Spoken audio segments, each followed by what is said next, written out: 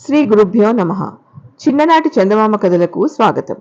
ఈనాటి కథ శీర్షిక నాకు రెండు నీకొకటి. ఒక ఊళ్ళో ఒక మొగుడు పెళ్ళాలు ఉండేవాళ్ళు.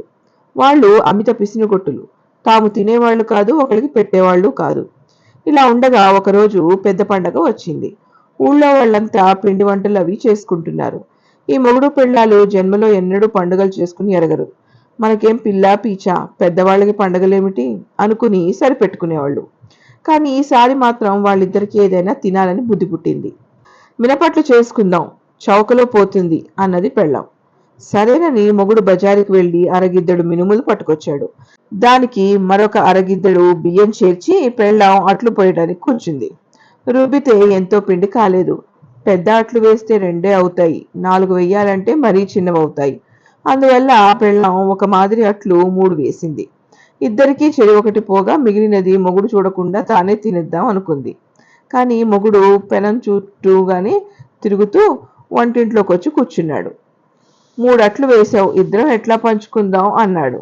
ఇది నాకు, ఇది మీకు, ఇది నాకు అంటూ పెళ్ళాం తనకి 2 అట్లు వచ్చేటట్టు పంచి చూపించింది. అదెట్లా కుదురుతుంది? నేను మొగుడిని కనుక ముందట్టు నాకు వెయ్యి, 2వ అట్టు నువ్వు తీసుకో, 3వ అట్టు మళ్ళీ నాకు, నా వంతు వస్తుంది అన్నాడు మొగుడు. అదేం మాట, న్యాయం ఉండాలి. పిండంతా చేతులు పడేటట్టు రుబ్బిందెవరు, పొయ్యి రాజేసిందెవరు, పెనం కాల్చిందెవరు, అట్లు కాల్చిందెవరు? అందుకని ముందట్టు 3వ అట్టు నాకే రావాలి అన్నది పెళ్ళాం. నీ మొహంలాగుంది. నేను గిద్దెడు మినుములు తెస్తేనే కదా నువ్వు దాన్ని రుబ్బి అట్లు చేశావు, కాబట్టి నాకు 2 కావాలి అన్నాడు మొగుడు. ఈ విధంగా కొంతసేపు మొగుడు పెళ్ళాలు ఘర్షణ పడ్డ తర్వాత పెళ్ళాం ఒక ఉపాయం చెప్పింది. మనిద్దరం కదలకుండా పడుకుందాం. ఎవరు ముందర కదులుతారో, ఎవరు ముందు చప్పుడు చేస్తారో వారికి ఒక అట్టు, రెండో వారికి 2 అట్లు అన్నది. సరేనని ఇద్దరూ కదలకుండా పడుకున్నారు. ఊపిరి కూడా విడిచిన చప్పుడు కూడా చేయకుండా పడుకున్నారు. కళ్ళు తెరుచుకుని ఉన్నారే గాని పాపలు ఆడటం లేదు. ఇట్లా ఉండగా పొరుగింటి పుల్లమ్మ పిండి జల్లెడ కోసం వచ్చి ఇంటావిండి పిలిచింది. జవాబు లేదు. తలుపులు బార్లాగా తెరిచి ఉన్నాయి. కానీ ఎక్కడా మనిషి అలికిడి లేదు. వంటింట్లో అట్లు కనిపించాయి. ఇంకా లోపలికి వచ్చేసరికి మొగుడు పెళ్ళాలిద్దరూ నిలువుగుడ్లు పడి నిలదొక్కుకుపోయి కనిపించారు. పుల్లమ్మ వాళ్ళని కేకలు పెట్టింది. జవాబు లేదు. చచ్చారనుకుని పరిగెత్తుకుపోయి నలుగురిని పిలిచింది. అంతా వచ్చి మొగుడు పెళ్ళాలిద్దరూ చచ్చారని తేల్చుకున్నారు. ఇల్లంతా గాలించి మొగుడు పెళ్ళాలు దాచుకున్న డబ్బు తీసి దహనానికి ప్రయత్నాలు చేశారు. బ్రాహ్మడు వచ్చి మంత్రాలు చదివాడు. ఇద్దరికీ స్నానాలు చేయించారు, పాడెకట్టారు. ఇద్దరిని దాని మీద కట్టి శ్మశానానికి తీసుకుపోయారు. కట్టెల మీద పెట్టారు, నిప్పు అంటించారు. ఇంత జరిగినా ఇద్దరిలో ఒక్కళ్ళు కదలట్లేదు. శవం వెంట 3 మాత్రమే వచ్చారు. శవం పూర్తిగా కాలేదాకా ఉండి ఇంటికి పోదామని వాళ్ళు అక్కడే ఉండిపోయారు. మంటలు అంతకంతకి దగ్గరికి రాసాగాయి. పెళ్ళాం చివాలన లేచి కూర్చుంది. ఇది చూస్తున్న మొగుడు కూడా చివాలన లేచి, నువ్వే ముందు లేచావు, నేను 2 తింటాను, 1 తిను అని కేకబెట్టాడు. అప్పటికే మసక చీకటి పడింది. మొగుడు పెళ్ళాలు చితి మీద లేచి కూర్చునేసరికి అక్కడికి వచ్చిన వాళ్ళు దడుచుకున్నారు. వాళ్ళిద్దరూ బ్రహ్మరాక్షసులయ్యారని, తమను తినడానికి వంతులు వేసుకుంటున్నారని అర్థం చేసుకుని పిక్కబలం కొద్దీ పారిపోయారు. ఈ మొగుడు పెళ్ళాలిద్దరూ ఊళ్ళోకి పోదామని బయలుదేరారు. వాళ్ళు ఊరి బయట చెరువు దగ్గరికి వచ్చేసరికి అక్కడ చాకలి వాళ్ళు వీళ్ళిద్దరినీ చూసి దెయ్యాలే వస్తున్నారనుకుని గుడ్డలు వదిలిపెట్టి పారిపోయాడు.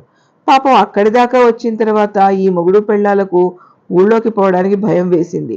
దెయ్యాలనుకుని చంపుతారేమోనని. ఇక ఊళ్ళో వాళ్ళు దెయ్యాలు వచ్చి ఊరి మీద పడతాయేమోనని హడలిపోతున్నారు. పైగా వాళ్లకు తెల్లారితే కట్టుకోవడానికి గుడ్డలు లేవు. అన్నీ చెరువు దగ్గరే దిగబడిపోయినాయి. అయితే ఆ ఊరి కరణం మంచి యుక్తిపరుడు. చల్లగా మోతాదు సాయిబాబుని పిలిచి, సాయిబు నీకు దెయ్యాలంటే భయం లేదు కదూ అన్నాడు. ఓ, నాకేమీ భయం లేదు అన్నాడా సాయిబు. అయితే చెరువుకు పోయి నా గుడ్డలు తెచ్చిపెడతావా అని అడిగాడు కరణం. అదెంత పని అంటూ సాయిబు గుర్రం వేసుకుని బయలుదేరాడు. సాయిబు చాకిరేవు చేరుకుని గుర్రాన్ని అక్కడ గాడిదన కట్టే మేకు కట్టివేసి చాకీలు బండల దగ్గరకు పోబోయాడు. సాయిబు గుర్రం ఎక్కి రావడం మొగుడు పెళ్ళాలిద్దరూ చాకలి బాన చాటున కూర్చుని చూస్తున్నారు. సాయిబు దగ్గరికి రాగానే గయ్యి అంటూ బాణచాటు నుంచి ఒక్కసారి లేచారు. ఇంకేం, సాయిబుకి గుండె పగిలిపోయింది. అరే సైతాన్, సంపియేసింది అని ఒక్క దూకున గుర్రం మీద పోయి పడ్డాడు. గుర్రం కూడా బెదిరి మేకు పెళ్లగించుకుని ఒక్క దూకు దూకింది. ఆ దూకుకు తాడు కట్టి ఉన్న మేకు వచ్చి సాయబు వీపు మీద కొట్టుకోసాగింది.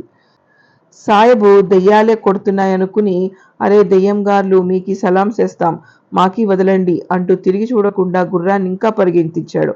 పాపం సాయబు వచ్చి ఊళ్ళో పడిందాకా ఆ మేకు దెబ్బలు తగులుతూనే ఉన్నాయి. ఊళ్ళో వాళ్ళకి ఇంత భయంలో కూడా సాయబుని చూసేసరికి తగున నవ్వొచ్చింది. చూశారా, నిజానికి దెయ్యం అనేది లేనే లేదు. అయినా ఊళ్ళో వాళ్ళంతా ఊరకనే భయపడ్డారు. ఇక ఈ మొగుడు పెళ్ళాళ్ళు అర్ధరాత్రి ఇంటికి చేరుకున్నారు. కానీ అక్కడ ఇంట్లో ఏమీ లేదు. ఉన్నవి కాసిని ఆ ఊళ్ళో వాళ్ళు తలా ఒకటి చేతపుచ్చుకుని పోయారు. ఆ పీనాసి వాళ్ళకి తగిన శాస్తి జరిగింది. ఇంతటితో ఈ కథ సమాప్తం.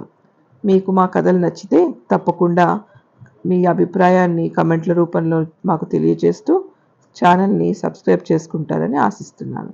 సెలవు.